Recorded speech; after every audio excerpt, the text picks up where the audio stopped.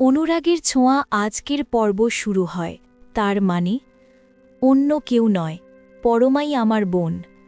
অনাথ আশ্রমে গিয়ে সব ফাইল ঘেঁটে অবশেষে পরমার আসল পরিচয় নিজেই জেনে যায় সুদীপা। জেনে যায় পরমাই তার হারিয়ে যাওয়া যমজ বোন। চোখের জল মুছে সুদীপা শক্ত হয়ে দাঁড়িয়ে পড়ে, নিজের মনকে দৃঢ় করে বলে ওঠে, আমাকেই আমার পরিচয় খুঁজে বের করতে হবে। আমি জানি না আমার পরিবারে কে বেঁচে আছে, কিন্তু জানি আমার একটা বন্ধু এখনও বেঁচে আছে। কোথায় আছে সে, সেটা আমাকে জানতে হবে। আর সেটা একমাত্র জানে সেই অনাথ আশ্রম যেখানে আমাদের দুই বোনকে একসাথে নিয়ে যাওয়া হয়েছিল। কোনো কথা না বলেই সুদীপা বেরিয়ে পড়ে অনাথ আশ্রমের পথে। একা যাচ্ছে দেখে সঙ্গে যায় আদিত্য। অন্যদিকে পরমা বসে প্রার্থনা করছে, চোখ বুজে বলে, ভগবান, মেয়েটার সব দুঃখ দূর করে দাও। ও যেন ওর হারানো বোনকে খুঁজে পায়। ওকে দেখলে আমার খুব কষ্ট হয়, মনে হয় ও আমার খুব আপন। এদিকে সুদীপা পৌঁছে যায় সেই অনাথ আশ্রমে। দরজা খুলে ভেতরে ঢোকার সাথে সাথেই সামনে এসে দাঁড়ায় আশ্রমের এক বৃদ্ধা মহিলা। সুদীপাকে দেখে অবাক হয়ে বলেন, এ কি মা, তুমি এখানে? একটু আগেই তো তোমাদের বাড়িতে কথা হলো। সুদীপা তাড়াতাড়ি জবাব দেয়, ম্যাম, একমাত্র আপনিই বলতে পারেন আমার বোন কোথায় আছে। মহিলাটি বিস্ময়ে বলেন, আমি আমি কিভাবে বলবো সেটা? দৃঢ় কণ্ঠে সুদীপা বলে, হ্যাঁ আপনি জানেন, কারণ আমাকে আমার বাবা হিমাদ্রি মিত্র অ্যাডপ্ট করেছিলেন, তার সাইন ছিল ওই কাগজে। তাহলে আমার বোনকে কে অ্যাডপ্ট করেছিল? নিশ্চয়ই সেই রেকর্ডও আপনাদের কাছেই আছে।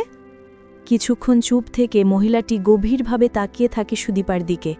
তারপর মৃদু হেসে বলেন, হ্যাঁ মা, তুমি ঠিক বলছো। দাঁড়াও, আমি পুরনো ফাইলগুলো নিয়ে আসছি, তুমি নিজেই দেখে নাও। অনেক পুরনো রেকর্ড, জানি না তুমি কিছু খুঁজে পাবে কি না, কিন্তু আমি চাই তুমি নিজেই চেক করো। তারপর তিনি ফাইলের একটা বড় বান্ডিল এগিয়ে দেন সুদীপার হাতে। সুদীপা আর আদিত্য বসে একের পর এক ফাইল খুলে দেখতে থাকে, কিন্তু বারবার হতাশ হয়। কোনো ফাইলেই তার বোনের নাম নেই। সুদীপার চোখে অশ্রু জমে যায়।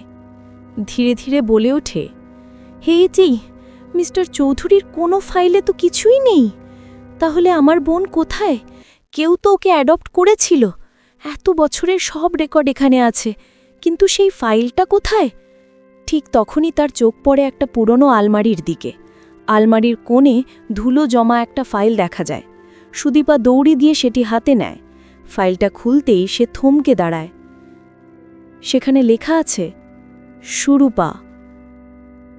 আর অ্যাডপশন পেপারে সাইন করা নাম অতনু। ফাইলটি হাতে নিয়ে অবাক হয়ে তাকিয়ে থাকে সুদীপা। ভাবতে থাকে, অতনু, অতনুর নামটা তো পরমার বাবার নাম। আদিত্য পাশে এসে বলে, সুদীপা, এটা তো মনে হচ্ছে পরমার বাবার নামই, আর এই সাইনটা মনে হচ্ছে একদম তার মতো। সুদীপা কেঁপে ওঠে, আমাদের এটা মিলিয়ে দেখতে হবে আদিত্য। যদি সাইনটা মিলে যায় তাহলে মানে কি পরমাই আমার যমজ বোন? গল্পটি ভালো লেগে থাকলে লাইক, কমেন্ট এবং পেজ বা চ্যানেল ফলো বা সাবস্ক্রাইব করতে ভুলবেন না। দেখা হবে আগামীকালকে নতুন পর্বে। টাটা।